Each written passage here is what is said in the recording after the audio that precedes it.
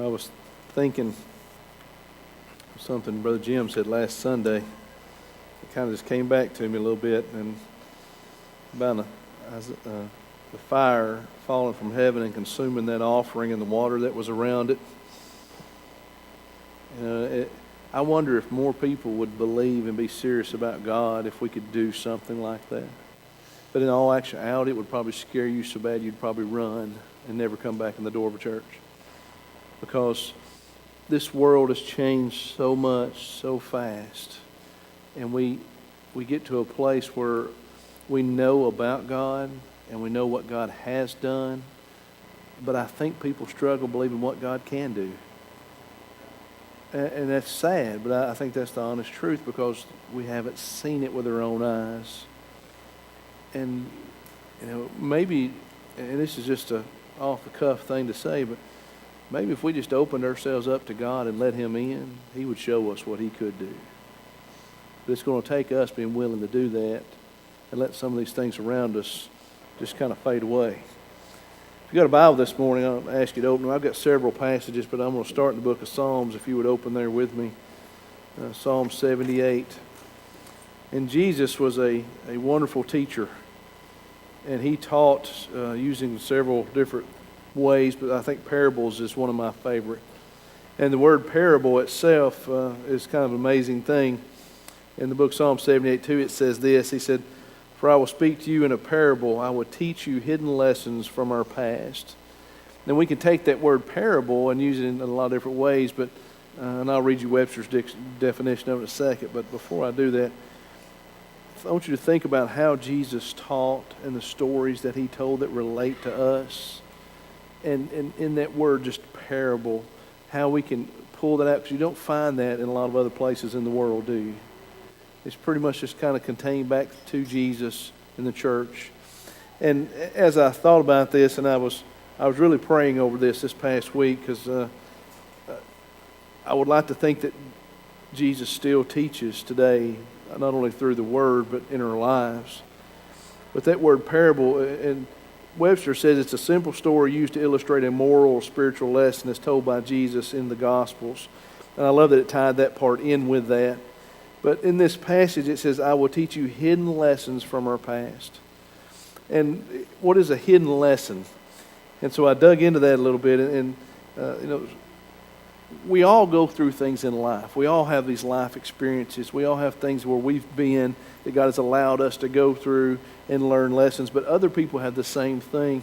And if they could teach us a lesson by what they've been through, well, wouldn't that be something that we could learn from not only our past, but the past of our ancestors and their ancestors? And I think that's one reason the Old Testament uses the book, or talks about Israel so much, the things that they did, falling away and coming back, and falling away and coming back. It gives us ideas and thoughts of what happened there. And we can kind of relate to those. And I think Jesus, through this, if you turn with me to the book of Hosea for just a minute, and I know that's not a common book to turn to, but Hosea chapter 12, it's just one verse. If you don't want to turn, I'll read it to you, but I want you to see it for yourself if you can. In Hosea 12:10, it says, listen, he says, "I sent my prophets to warn you with many visions and parables." So that means, Old Testament, that God was using parables before Jesus ever set foot on the face of the earth. So Jesus continued that in teaching in parables. These prophets that He sent to warn us and teach us by parables and the visions that God gave them that were set forth in motion for us today. And then Jesus just continued that on. So if we take that word parable, and even the word parable, the first part of it, para, and you think of parallel, and that means side by side. So that means a story that you could relate to in your own life, if that makes sense this morning. So He sent prophets to warn us, these visions and parables. And that means that God sends these lessons, these parables are gifts of God. Stories or circumstances that grab our attention, that make us really think about our lives and what's going on in them. So that's where we're going to start this morning is with a parable. And I just want to get you a sense of what a parable is, because Jesus taught with many parables, but there's one in particular I want to share with you this morning. And I shared this with the youth Wednesday night, part of this. And because this parable for us today I think is probably one of the most, if not the most important about what it says. And this is in the book of Matthew in chapter 13. It says, later that same day Jesus left the house and sat beside the lake.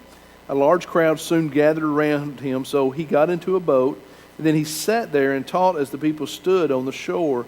He told many stories in the form of parables such as this one. So, but I want to stop right there because I want you to grasp what's happening. This is Jesus, okay? He's sitting on the shore, and a great crowd of people looking for Jesus come up, and they're probably all around him. So he steps into a boat, and if you can picture Jesus sitting, and it doesn't say it was a ship, so I'm assuming it was a smaller boat. He's sitting just off the shore in a boat, sitting there, teaching this crowd of people who are standing on the shore. That means if they're standing, they're eager to hear what he has to say. They're eager to listen to what he is teaching. And keep that in mind, because Jesus says this. He says, look, or listen, a farmer went out to plant some seeds. He scattered them across his field. Some seeds fell on the footpath, and the birds came and ate them. Other seeds fell on the shallow soil with underlying rock. The seeds sprouted quickly because the soil was shallow, but the plants soon wilted under the hot sun, and since they didn't have deep roots, they died. Other seeds fell among the thorns that grew up and choked out the tender plants. Still, some other seeds fell on fertile soil, and they produced a crop that was 30, 60, and even 100 times as much as had been planted. Anyone with ears to hear should listen and understand. Now, I'm going to stop right there for just a moment because I want you to get what he's doing. He's telling them a parable. Okay, the same type of what we were just talking about. He's telling them a story so that they can relate to. No doubt all these people knew about farming. They knew about this, and what they grew was wheat or grain, and how they spread that. They didn't have the fancy tractors to run around spreading all this in perfect, pretty little rolls. They had a shoulder bag that was full of seed from last year, and they took and they scattered it by hand.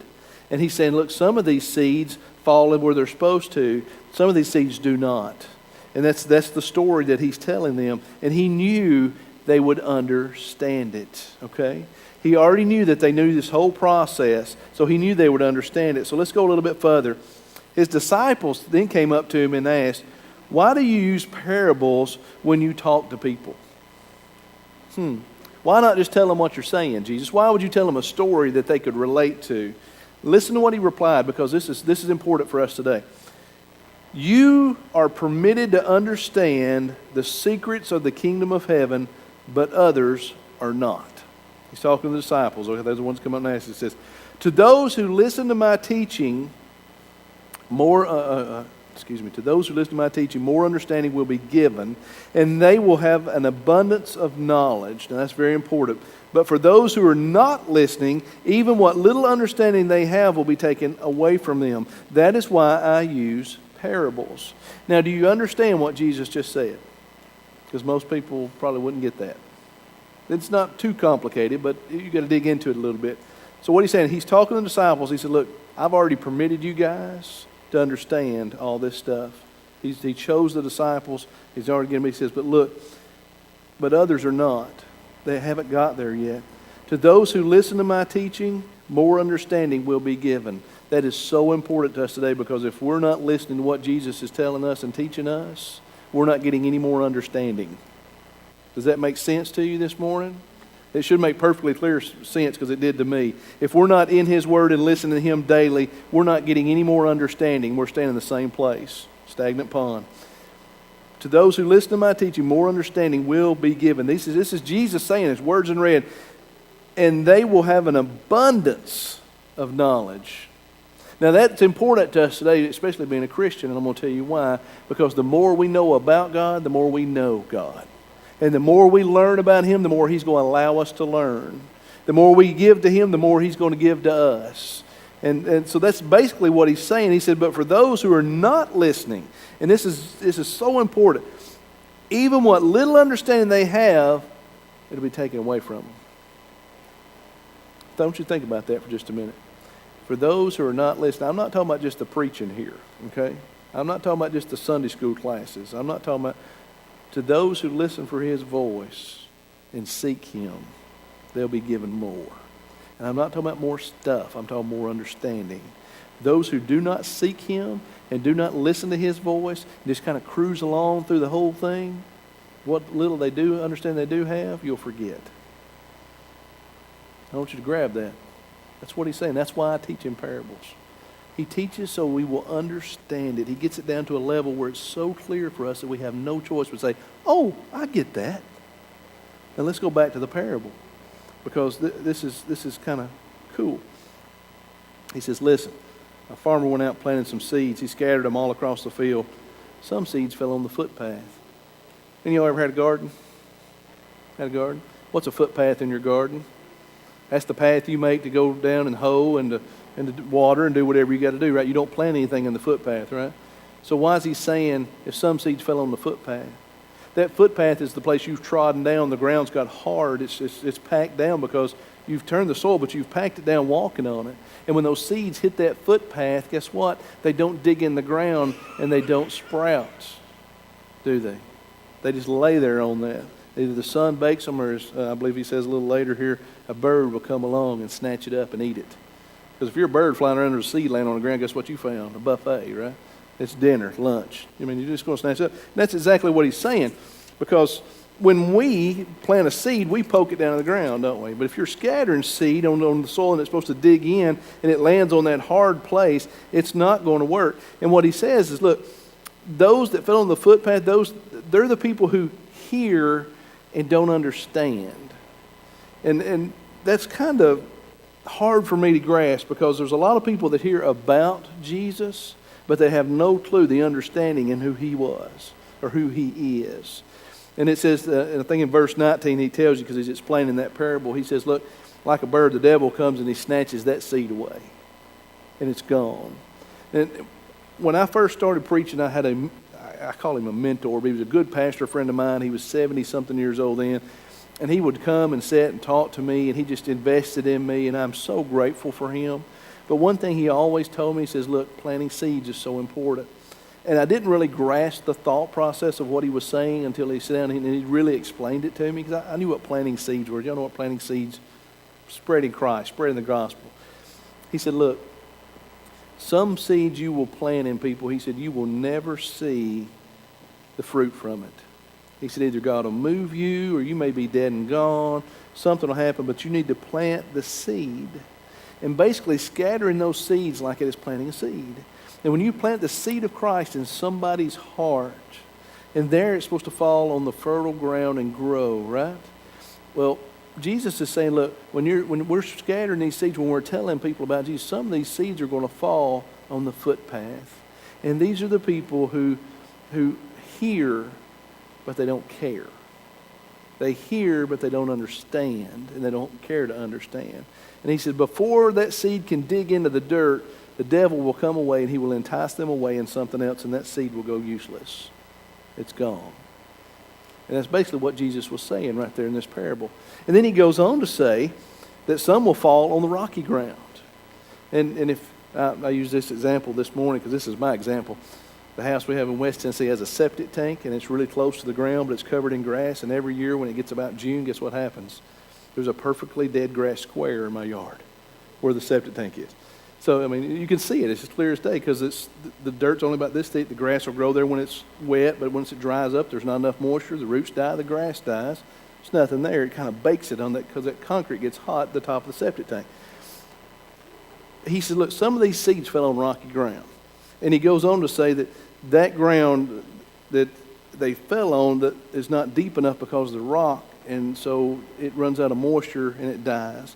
And that rocky ground represents those who hear the message and receive it with great joy. Those who hear the message and are very excited about it. They're very excited that they got saved. They're very excited that things are happening in their life. They're very excited. But the first trouble that comes along, gone. The first time persecution hits, gone. The first hard time or hard skid that they hit, and trust me, when you accept Christ, those times do come. Because the devil don't want you to do anything for God, so he's going to torment you. He's going to make hard times come. Things are going to happen. It's not going to be easy. But when that happens and they're gone, they walk not only away from the church, they walk away from God. Because what I do deserve this? They had no root. They were not grounded. And then having not deep enough roots, they could not hold on. And they lose it, and they walk away. And Jesus, in this example, he's literally saying, look, for lack of a better word, I think he's really just saying some people just don't get it. They just don't get it. They want it, but they don't want to put the effort into it. And that's sad. Verse 21, Jesus tells you that in this chapter. He tells you exactly the same thing. The third thing he says, look, some of these seeds fell among the thorns. How many of y'all ever gotten thorns? They hurt, don't they? Man, I don't like thorns at all. I used to work for a surveyor, and we get in them in the woods. Those things eat you up. Some of these seeds fall in the thorns. You know what happens when the seeds fall in the thorns? They sprout up and they take off like they're going to do good, and the thorns steal all the nutrients that they needed to survive, and then it dies. A little later in this chapter, Jesus said, look, the lure of wealth, the world will choke out that seed. That seed gets planted in somebody's heart, and it sprouts up and it starts to take off, and all these other things look so enticing. They look so great, and they start putting their efforts in other things instead of Him, and it just chokes out the desire for God in their life. And then he says there's these seeds that fall on fertile ground. Now, I got saved when I was 21, and I remember and things that happened in my life. I didn't see it then, but now looking back in my life, I see how God did things in my life. I didn't understand it at the time. I didn't even really recognize it was Him. I didn't know Him. But looking back through that, He brought me along and let things happen and did things in my life to get me where He wanted me. And I look at that as Him just plowing the field and turning it and getting it ready for me. And that seed fell, and you know what? It was some fertile ground that it fell in because I got rooted in Him. I had people around me who helped me. And it talks about producing fruit. He said some seeds 30 times what they originally planted. Some 60, some 100 times. My granddaddy grew watermelons, 3 different kinds, as a matter of fact. And one of my favorites was the 7 moons, or 7 stars in the moon. I know some of y'all may know what I'm talking about when you hear that. And then this was the striped kind. But I'll never forget my grandmother in her freezer in her utility room would spread paper towels, and she would label them, and they would save the seeds out of a couple of those watermelons and lay them out to dry. And then when they all got good and dry, she put them in a fruit jar. And guess what they did with them? The next year, that's what they planted their watermelons with. So it just kept on and kept on and kept on. And I think that's exactly what Jesus is saying right here. When those seeds are planted and they take, and those people, they just give God all they are, guess what happens? More seeds are produced. And if more seeds are produced, guess what else is produced? More fruit. More fruit is produced. And you can see that in this parable. And Jesus knew that they knew this process. So what He did, He related this process to what was coming and what needed to happen, even to the disciples, even to the people that were standing on the bank of that lake. All those people could see because they knew that process. And He shared this with them in a way that they would understand it. And then what I'm hoping you'll get this morning is we need to understand the process that God has set before us. We need to understand that how important this message is this morning. Because He has put us and cultivated us and gave us the ability to sow seeds. Those who truly hear. I'm going to read the rest of this because I think it's important.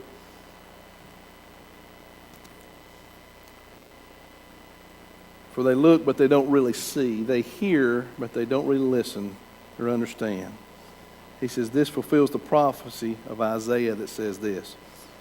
When you hear what I say, you will not understand. When you see what I do, you will not comprehend. For the hearts of these people are hardened, and their ears cannot hear. They have closed their eyes, so their eyes cannot see, and their ears cannot hear, and their hearts cannot understand, and they cannot turn to me and let me heal them. Think about this. If we need to be healed, that means there's something wrong with us.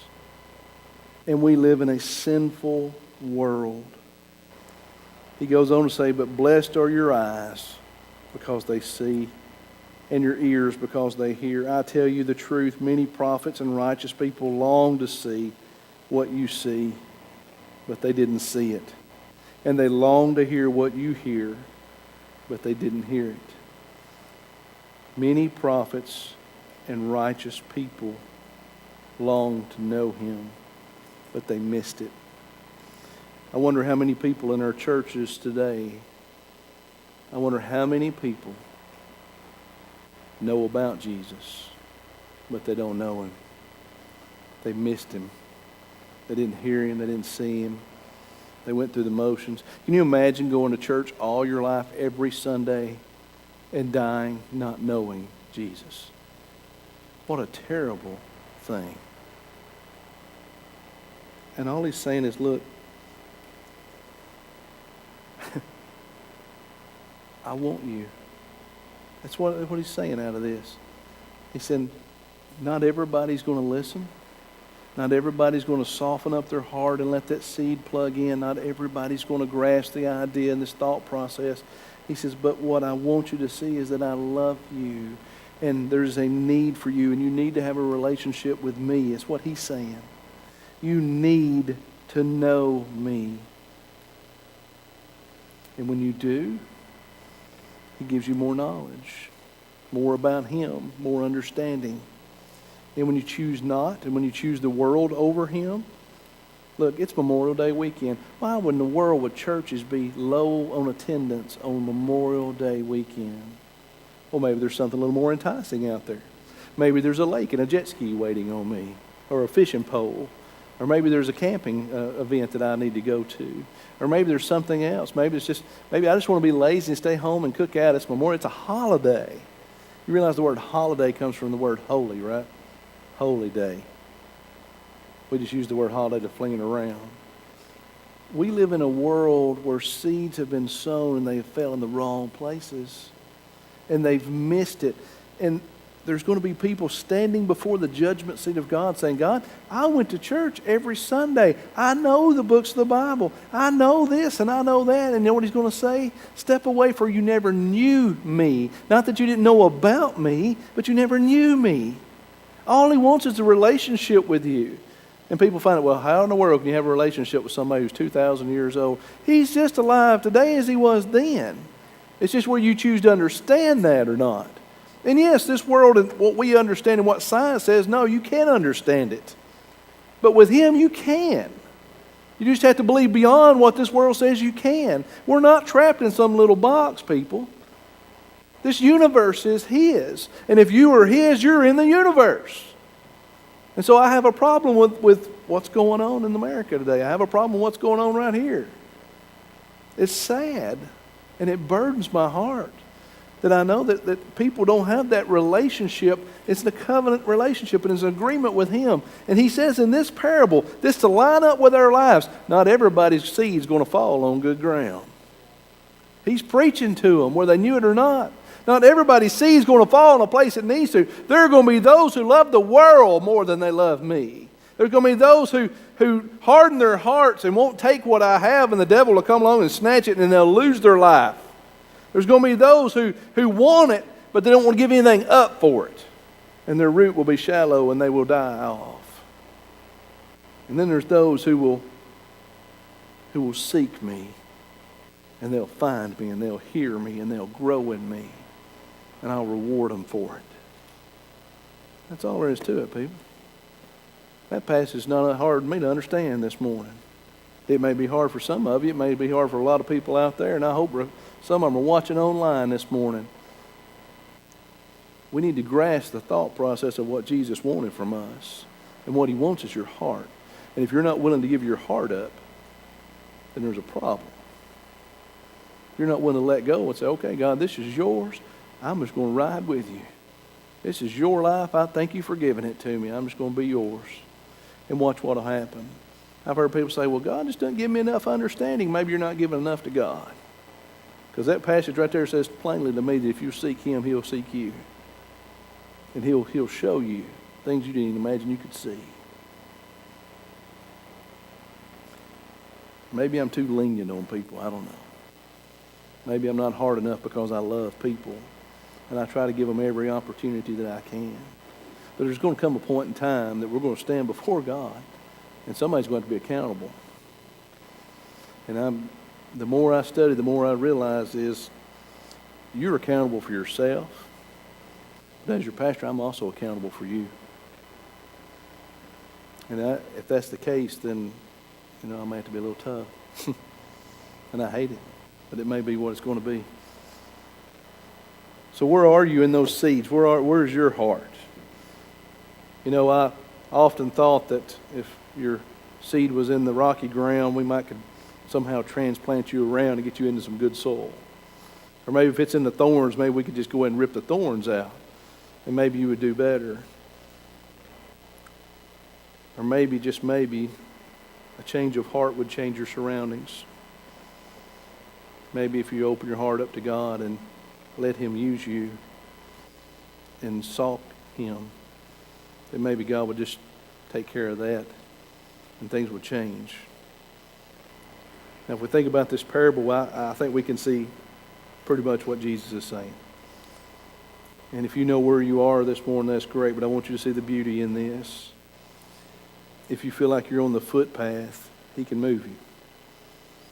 If you feel like you're in the rocks, not rooted in very deep, He can move you. If you feel like you're among those thorns, this world's trying to choke you out, He can move you. And if you feel like you're in that good ground this morning, you pray like you never prayed before, because there are those who are not. And seeds need to be sown. People need to hear. And fruit needs to be gathered. We live in a tough time. I'm not going to lie to you. But I think it's worth it. I know it is. You guys pray with me this morning.